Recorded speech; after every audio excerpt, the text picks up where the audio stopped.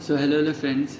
पिछले वीडियो में हम लोगों ने कॉन्ट्रैक्ट स्पेसिफिकेशंस के बारे में जाना था। तो बहुत सारे कॉन्ट्रैक्ट स्पेसिफिकेशंस के बारे में हम लोगों ने जान लिया था, लेकिन उनमें से और भी कुछ स्पेसिफिकेशंस बचे हुए थे।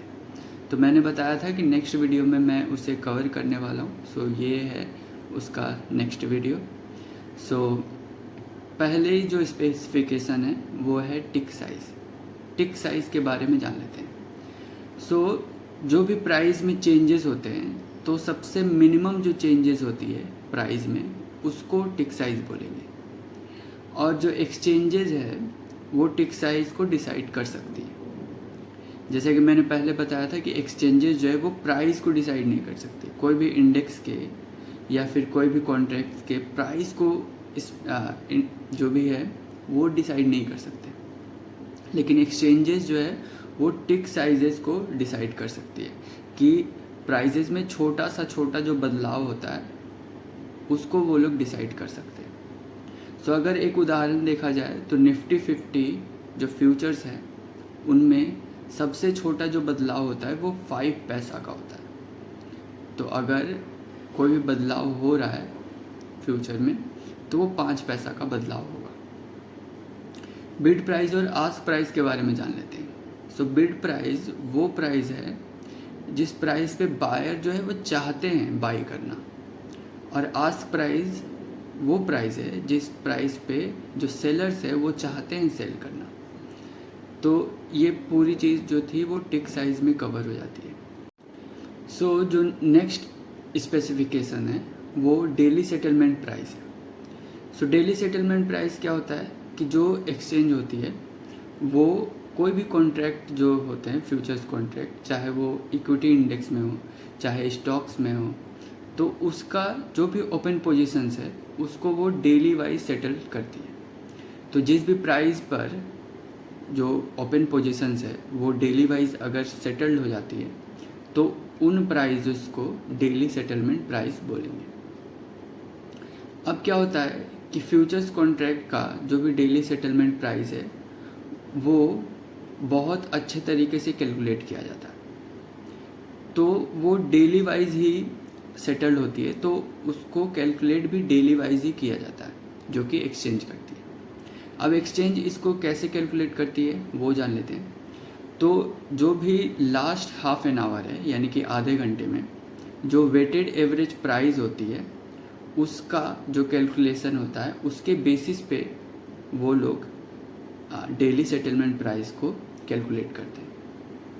अब वो थोड़ा सा बहुत ब्रॉड हो जाएगा, तो उसको उतना ज़्यादा अभी नहीं जानते। सिर्फ आप ऊपर जान लीजिए कि जो लास्ट हाफ एन आवर होता है उसके जो वेटेड एवरेज प्राइस है उसके बेसिस पे जो डेली सेटलमेंट प्राइस है वो निकलती है, और उस प्राइस पे डेली वाइज जो भी कॉन्ट्रैक्ट्स होते हैं वो सेटल्ड हो जाते हैं। अब क्या होता है कि अलग अलग कॉन्ट्रैक्ट्स में डेली सेटलमेंट प्राइस अलग अलग होते हैं। तो इसका कारण क्या है कि जो भी कॉन्ट्रैक्ट है, मान लेते हैं कि अगर कोई अक्टूबर का कॉन्ट्रैक्ट है और कोई नवंबर का कॉन्ट्रैक्ट है, तो दोनों का जो प्राइस है वो अलग अलग होगी, और लास्ट हाफ एन आवर में दोनों का जो वेटेड एवरेज प्राइस है वो भी काफ़ी ज़्यादा अलग अलग होगी। तो इसीलिए दोनों का जो डेली सेटलमेंट प्राइस है वो भी काफ़ी ज़्यादा डिफरेंट हो जाती है। तो डेली सेटलमेंट प्राइस बहुत ही बेसिक प्राइस होता है, लेकिन उसको कैलकुलेट करना थोड़ा सा मुश्किल होता है। तो नेक्स्ट स्पेसिफिकेशन की अगर बात करते हैं तो next specification final settlement price होती है। फाइनल सेटलमेंट प्राइस क्या होती है कि जो भी फ्यूचर्स कॉन्ट्रैक्ट, जो भी ओपन पोजीशंस हैं, वो मंथ के लास्ट जो एक्सपायरी डेट है उसमें पूरे के पूरे तरीके से सेटल्ड हो जाती है। अब बात करते हैं कि एक्सपायरी डेट कब होती है। तो एक्सपायरी डेट अगर निफ्टी 50 की देखी जाए तो लास्ट जो थर्सडे होती है उस दिन एक्सपायरी डेट होती है। अगर लास्ट थर्सडे को अगर हॉलीडे आता है तो उसके पहले वाले दिन जो है वो एक्सपायरी डेट होगी।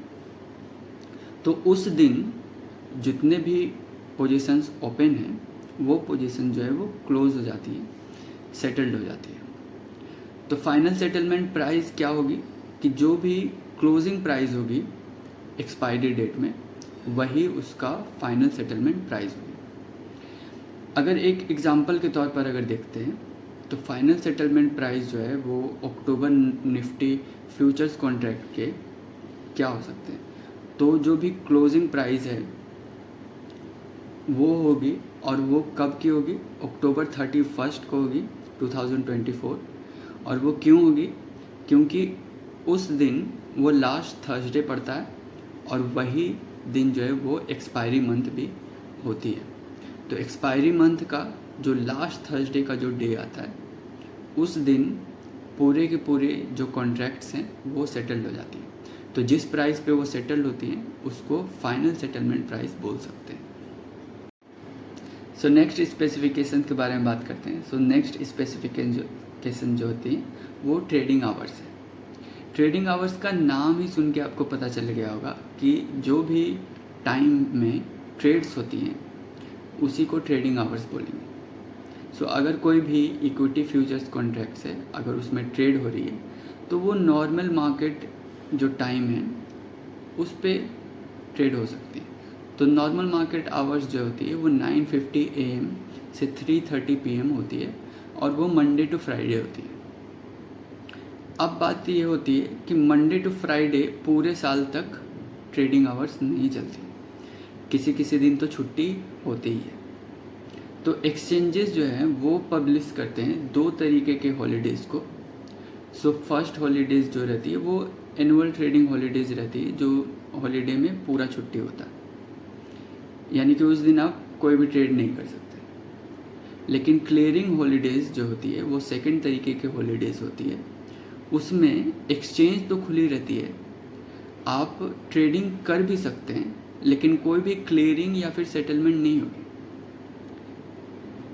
क्यों? क्योंकि उस दिन बैंक्स बंद होते हैं, यानी कि क्लियरिंग हॉलीडेज़ में एक्सचेंज खुले होते हैं लेकिन बैंक्स बंद होती हैं। तो इसीलिए आप ट्रेड तो पॉसिबल है, यानी कि इंटर तो आप कर सकते हैं, लेकिन उस टाइम पे पैसे का जो सेटलमेंट होता है वो नहीं हो पाएगा। सो आई थिंक हॉलीडेज़ या फिर क्लियरिंग हॉलीडेज़ ये दोनों में हम लोगों को ट्रेड नहीं करनी चाहिए आई थिंक। सो इस वीडियो में जितने भी स्पेसिफिकेशंस बचे हुए थे उन्हें मैंने बता दिया।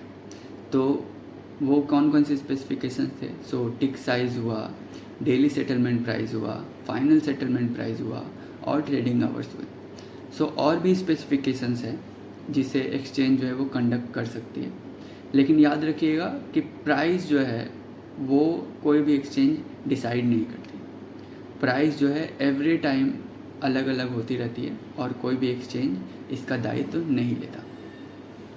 सो और भी चीज़ें अगर इन्वेस्टिंग के बारे में आपको नॉलेज लेना है तो आप सिंपली कमेंट कर सकते हैं और पूछ सकते हैं कि कौन कौन सी चीज़ें हैं, और मैं उन जो भी टॉपिक्स है उन पर डीप डाउन जाके वीडियो बनाने की कोशिश करूँगा।